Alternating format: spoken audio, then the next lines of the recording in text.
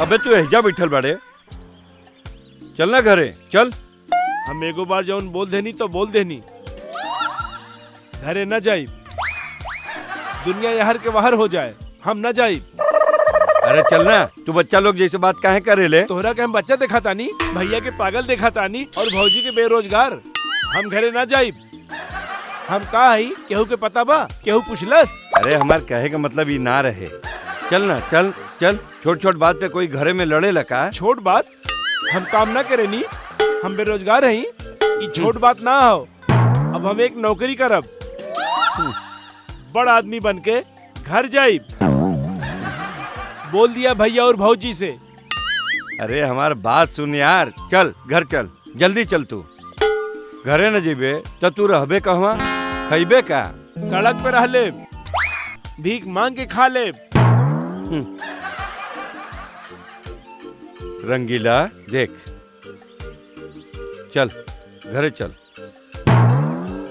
तू जात बड़ा कि हम जाई? अच्छा बाबा, हम जाता नहीं, ठीक बा। सुना, बहुत जोर के भूख लागल बा, कुछ पैसा दा ना।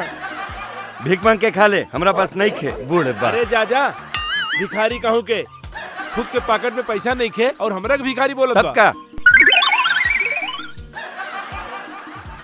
पगलेट कहूँ के।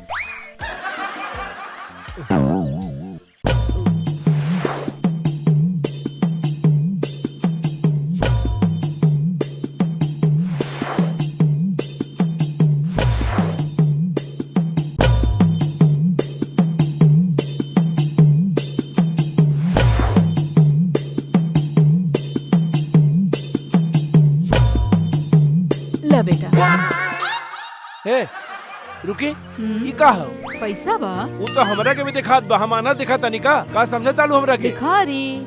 हम और भिखारी? रोड पे खड़ा होके बड़बड़ा तरह भगवान ई करी है, भगवान ऊ करी है, का समझी तो के? रोड पे बैठल है, तुम भिखारी है? और का इंजीनियर बाड़ा कि रोड पे बैठ के सर्वे करत तरह कि रोड कैसे बनाई, रोड मोटा बनाई कि रोड लंबा बनाई कि नाटा बनाई? अरे यार, जैसन मनबा वैसन बनावा। तारा के पता नहीं खे कि हम के बानी। अच्छा बतावा, तू के हवा? हम अमीर चंद, राय चंद, अखरोट चंद, ग्राम श्यामपुर के हम इकलौता पोता हई। करोड़पति के बेटा हवा तो ऐजा बैठ के का करत रहा? हम बता न सकेली। क्या शर्म आवता? रोड पे बैठ के भीख मांगत रहा? हम भिखारी ना हई, हम बेरोजगार हई। आजकल लोग बेरोजगार के ही भिखारी कहेले। डोंट वरी, हमरा पास नौकरी बा, हमरा पास काम करबा? हाँ सच, तोहरा पास नौकरी बा? हाँ। आप तो देवी हैं। हाँ? अनिहारे के टार्च के रोशनी हो, रेगिस्तान के बारिश हो। हाँ? हमारे डूबत नैया के खेवैया हो। बस बस बस बस, काम का बा वो तो जान ला। अरे मैडम, काम तो काम होला, छोट बड़ थोड़ी ना होला। आप काम बताई, हम फटाफट कर डालब। हमार बच्चा के साथे खेले के बा। का बोलू? मंजूर बा? हमार बेटा 4 साल के बा, आपके हाइट के ही बा। आपके साथ खेली तो बहुत खुश हो जाई। का तोहनी के दाई दिखतानी? हाँ? जौन तोहरा बच्चे के खिलाई पिलाई पढ़ाई। हाँ? अरे हम बेरोजगार हई, लेकिन एकर मतलब नहीं खे कि तू जौन कहबो मुहे करब। अरे तोहनी जैसन लोग बेरोजगार के मजाक उड़ावेला। काम दा तो काम ना करेलन, काम चोर कही के। और कहलन बेरोजगार बानी, मांगा भीख मांगा। सुना, जौन पैसा देले रालू ऊ तो दा। हीला भिखारी कहीं के। अबे तोरा पास पैसा ये कहाँ से आइल? हमके नौकरी मिल गई। कौन सा?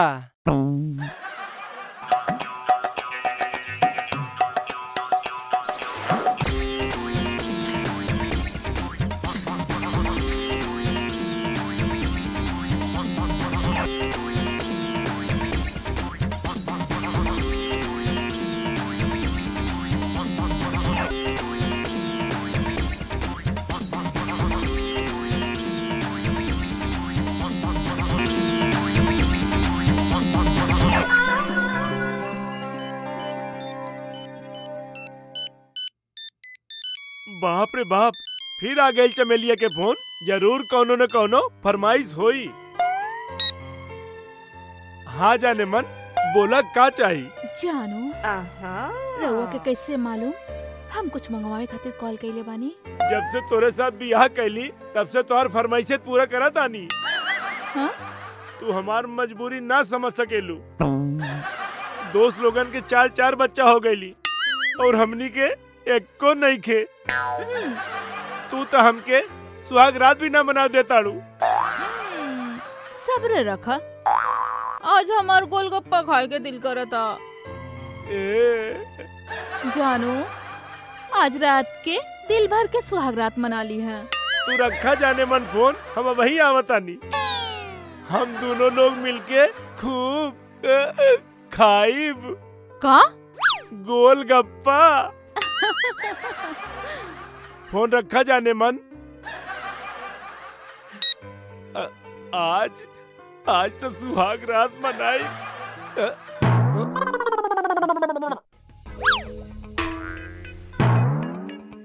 यार थैली में तो 1 रुपया भी नहीं खे, सुहाग रात कैसे मनाई?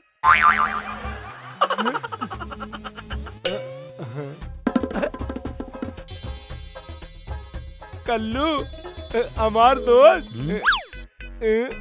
दोस्त आई लव यू। तू ही हमारे एक इकलौता दोस्त हुए। यार तू हमरा के 50 रुपया उधार दे दा। कितना बोलस? 50 रुपया। आज तक जितना दोस्त रहलन हम सबके उधार देली, सब गायब हो गए। एक बच्चा कुछ तही बाड़े है, ताऊ के ऐसे गायब कर दी। अरे कल्लू भाई, तू तो हमार जान हुए।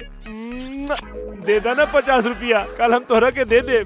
प्लीज दे दा ना। आज हम अपन मेहरारू के गोलगप्पा ना खिलाइब ना तो हम गोलगप्पा ना खा पाए। अच्छा गोलगप्पे। हाँ। अच्छा तो 6 महीने के इंतजार खत्म हो गए। दे दा ना। हम तो के 100 रुपया दे, लेकिन तो के हमारे काम करे के पड़ी। होने देख, वो जोन बैठल बा ना, जो और थूक लगा के ओकरा जोरदार कपारे पे देखियो और 100 रुपया लेके जो। अब ही जाता नहीं और अब ही आवता नहीं। जा।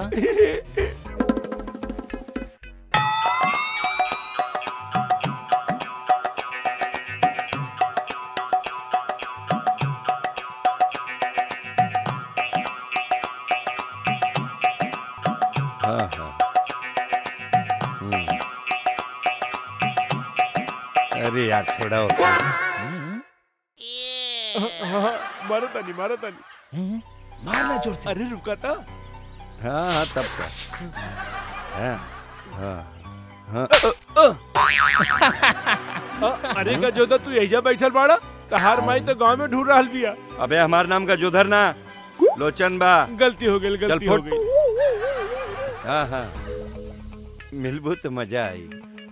कैसन रहल? तारक मजा आइल ना? खूब मजा आवल। तो और हिम्मत के तो दांत देवे के पड़ी।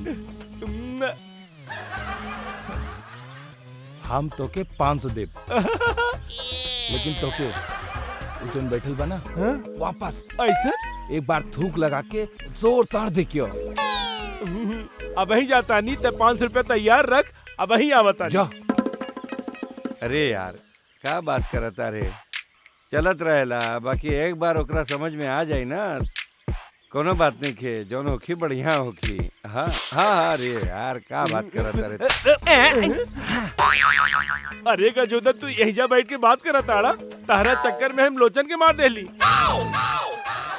तोर माई गांव में ढूंढत दिया। अबे हम ही लोचन बानी, हमरा ही मर ले तू। अगर अब की नजर आइले तो छोड़म ना तहरा के। हाँ ठीक। अरे कुछ ना यार, कोनो बात ना। हाँ हाँ हाँ। अरे चलत रहेला। हाँ हाँ तब का। निकाला 500 रुपया। लेकिन एगो बात बतावा यार, एकरा के पिटवावे में तहरा के मजा काहे आवत बा? इधर आओ। ओकरा के पिटवावे में हमके इतना मजा आवेला कि हम बता ना सकिनी। लेकिन काहे? काहे कि वो हमार बीबी के पहला भतार।